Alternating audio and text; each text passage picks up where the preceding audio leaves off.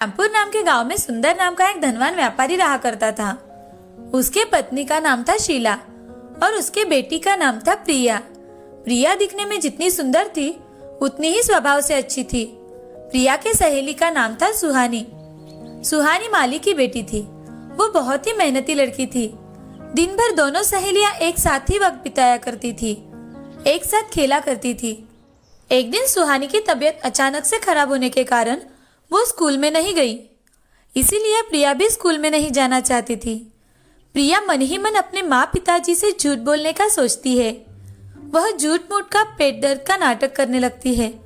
प्रिया अपनी माँ शीला से, माँ, मेरे पेट में बहुत दर्द हो रहा है। क्या हुआ मेरी बच्ची को? पेट में ऐसे अचानक से दर्द कैसे शुरू हो गया? चलो तुम्हें अस्पताल लेकर जाती हूँ। नहीं माँ, मुझे स्कूल में जाना है। अस्पताल में बाद में जाएंगे। आज तुम स्कूल में मत जाओ, घर पर ही थोड़ा आराम कर लो। ठीक है माँ।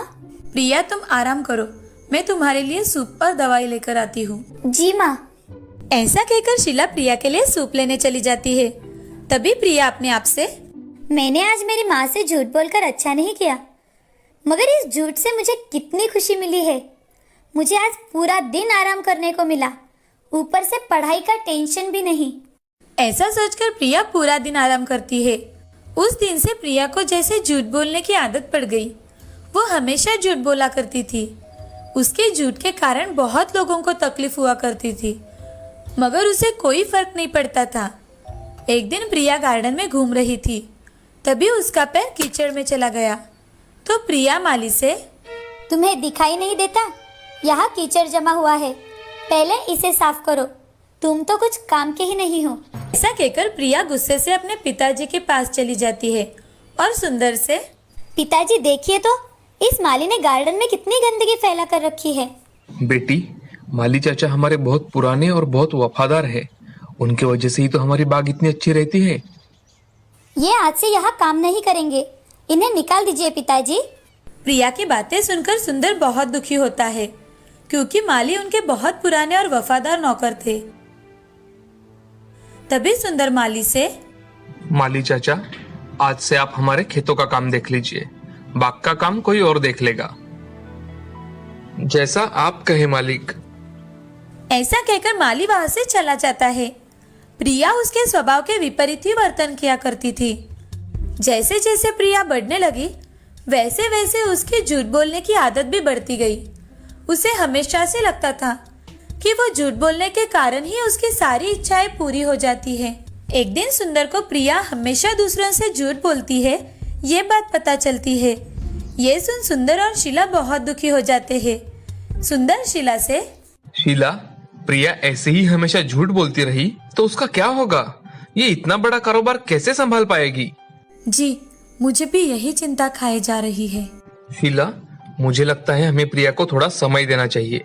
क्या पता इस थोड़े समय में उसके स्वभाव में बदलाव आ जाए। हाँ, ये आपका अच्छा विचार है, हम ऐसा ही करेंगे। ऐसा कहकर शीला और सुंदर प्रिया को थोड़ा समय देने का सोचते हैं।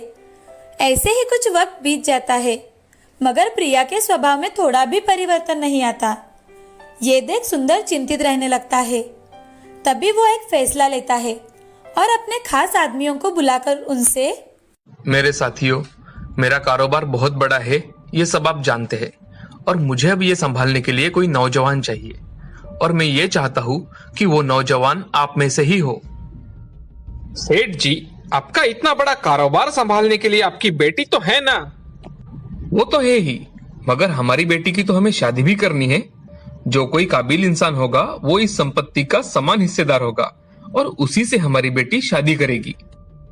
मगर सेठ जी, आपका दामाद होने के लिए लड़के में क्या गुण होने चाहिए? लड़का नेक दिल और ईमानदार होना चाहिए, और वो सच्चाई की राह पर भी चलने वाला चाहिए। जब भी मुझे कोई ऐसा लड़का लगा, मैं उसी से मेरी बेटी की शादी करवा दूंगा। सुंदर की सारी बातें सुनकर लोग एक दूसरे की ओर देखने लगते हैं। तभी उनमें से 5 नौजवान सामने आ जाते हैं और वो 5 नौजवान सुंदर से, हमें आपकी शर्त मंजूर है। आपको अगर शर्त मंजूर है तो ठीक है, आपकी सच्चाई और ईमानदारी ही आपको आगे लेकर जाएगी। ऐसा कहकर सुंदर वहां से चला जाता है। कुछ दिन बीत जाने के बाद वो पांचों नौजवानों को बुलवाता है और सबका काम देखकर उनमें से शिवा को रुकने के लिए कहता है। तभी सुंदर शिवा से, शिवा, मैं तुम पर बहुत बड़ी जिम्मेदारी डालने वाला हूँ। कौन सी जिम्मेदारी सेठ जी? शिवा, मेरी बेटी प्रिया बहुत ही अच्छी और साफ दिल की है, मगर उसे बचपन से ही झूठ बोलने की आदत है। अगर तुम उसकी ये आदत छुड़ा सके तो मैं तुरंत तुम्हारी शादी प्रिया से कर दूंगा। सेठ जी, मैं प्रिया की झूठ बोलने की आदत कैसे छुड़ा पाऊंगा? मुझे तो कुछ समझ में नहीं आ रहा। शिवा, ये कार्य तुम एक चुनौती समझ कर ले लो। सेठ जी, मुझे सोचने के लिए एक दिन का वक्त दीजिए। ठीक है शिवा, मैं तुम्हें एक दिन का समय देता हूँ। धन्यवाद सेठ जी। शिवा पैसों से गरीब था, लेकिन बहुत ही ज्यादा होशियार था। उसकी होशियारी और सूझबूझ की वजह से ही उसे एक बड़ा स्थान मिला था। सेठ जी की सारी बातें सोचते सोचते शिवा घर की ओर जाता है। तभी उसे रास्ते में एक साधु बाबा पेड़ के नीचे बैठे दिखाई देते हैं। शिवा बाबा के पास जाकर, प्रणाम बाबा। कल्याण भववत्स, तुम चिंता में दिखाई दे रहे हो, कोई समस्या है? बाबा, मैं यहाँ एक बड़े सेठ जी के यहाँ काम करता हूँ। उन्होंने लोगों की काबिलियत पर ही उन्हें काम दिया है और अब सेठ जी चाहते हैं कि उनकी बेटी की शादी हो जाए, लेकिन उनको लड़का सच्चाई की राह पर चलने वाला चाहिए। तो फिर समस्या क्या है वत्स? बाबा, सेठ जी की लड़की बचपन से ही झूठ बोलती है और उसकी ये आदत जो नौजवान छुड़वाएगा उससे ही सेठ जी अपनी लड़की की शादी करवा देंगे। साधु बाबा अपनी आंखें बंद करके मंत्र का पठन करते हैं और थोड़ी ही देर बाद आंख खुलते हैं। वो शिवा से, शिवा, ये लो, ये सच्चाई के झरने का जल है। ये जल बहुत ही अद्भुत है। ये जल तुम सेठ जी की लड़की को पिलाओ, वो आजीवन कभी भी झूठ नहीं बोलेगी। धन्यवाद बाबा। साधु बाबा शिवा के हाथों में कमंडलू रख देते हैं। शिवा साधु बाबा का आशीर्वाद लेकर वहां से चला जाता है। अगले ही दिन शिवा सुंदर सेठ जी के यहाँ जाता है और सेठ जी से, सेठ जी, मुझे प्रिया से बात करनी है। ठीक है शिवा, तुम जाओ और प्रिया से मिलकर आओ। प्रिया अपने कमरे में बैठी होती है। तभी शिवा उसके पास जाकर, प्रिया जी नमस्ते, मैं शिवा हूँ, मुझे आपसे कुछ बात करनी है। हाँ कहिए। आपके पिताजी ने मुझे बताया कि आप हमेशा झूठ बोलती हैं, क्या ये सच है? नहीं, मैं कभी भी झूठ नहीं बोलती। प्रिया जी, आप तो अभी भी झूठ बोल रही है। एक झूठ छुपाने के लिए इंसान को बहुत झूठ बोलने पड़ते हैं। शिवा प्रिया को सच्चाई के झरने का जल देता है और उनसे, अच्छा प्रिया जी, अगर मैंने दिया हुआ जल अगर आपने पी लिया तो आप आजीवन झूठ नहीं बोल सकती।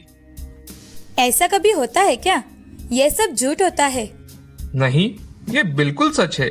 आप इसे पीकर देखिए। अच्छा ठीक है। ऐसा कहकर प्रिया सच्चाई के झरने का जल पी लेती है और शिवा से, देखो कुछ हुआ है क्या? मैं कभी भी झूठ नहीं बोलती। शिवा प्रिया की बातें सुन अचरज में पड़ जाता है और प्रिया से, आपने बचपन में कब कब झूठ बोला है? हाँ, मैं हमेशा झूठ बोलती थी, मगर आज से बिल्कुल झूठ नहीं बोलूंगी। ऐसा कहते ही शिवा बहुत खुश हो जाता है और सेठ जी से आकर, सेठ जी, आज से प्रिया जिंदगी भर कभी भी झूठ नहीं बोलेगी।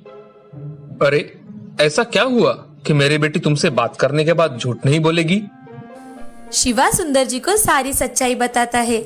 यह सुन सुंदर को बड़ा ही आश्चर्य हो जाता है। वो बहुत खुश होता है। तभी सुंदर शिवा से, सच में शिवा, तुमने बहुत बड़ा कार्य करके दिखाया है, मैं बहुत खुश हूँ।